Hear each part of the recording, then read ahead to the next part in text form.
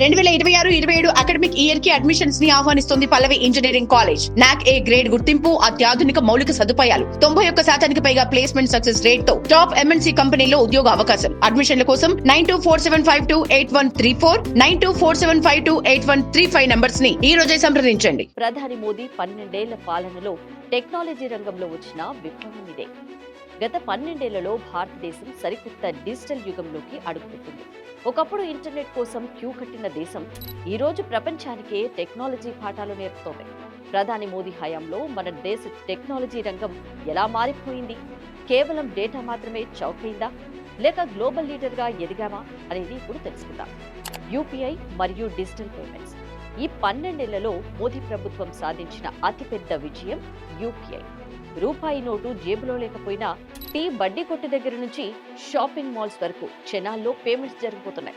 ఈ రోజు ప్రపంచంలోనే అత్యధిక డిజిటల్ లావాదేవీలు జరుగుతున్న దేశం మన భారతదేశమే. అమెరికా, యూరప్ వంటి అభివృద్ధి చెందిన దేశాలు సైతం మన యూపీఐ టెక్నాలజీని చూసి ఆశ్చర్యపోతున్నాయి. ఇక 5G రోల్అవుట్ మరియు చీపెస్ట్ డేటా.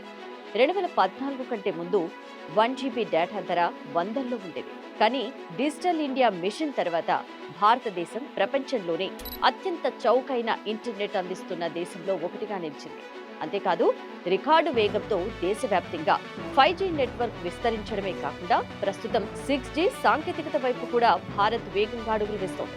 దీనివల్ల సామాన్యుడికి సైతం హై స్పీడ్ ఇంటర్నెట్ అందుబాటులోకి వచ్చింది. ఇక make in India, mobile and semi conductor తయారీ.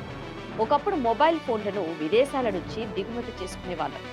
ఈరోజు ప్రపంచంలోనే 2వ అతిపెద్ద మొబైల్ తయారీ దేశంగా ఎదిగాం. యాపిల్, శాంసంగ్ లాంటి టాప్ బ్రాండ్లు మేక్ ఇన్ ఇండియాలో భాగంగా మన దేశంలోనే ఫోన్లు తయారు చేసే ప్రపంచానికి ఎగుమతి చేస్తున్నాం.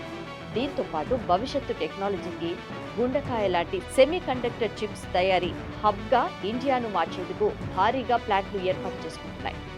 కేవలం డేటా విప్లవమే కాదు, ఏఐ, స్పేస్ టెక్నాలజీ, డ్రోన్ రంగాల్లో భారత్ దూసుకుపోతుంది. గడిచిన 12 ఏళ్లలో మోదీ హయాంలో భారతదేశం టెక్నాలజీని కేవలం వాడుకునే స్థాయి నుంచి ప్రపంచానికి టెక్నాలజీని అందించే గ్లోబల్ టెక్ పవర్ హౌస్ గా మారింది.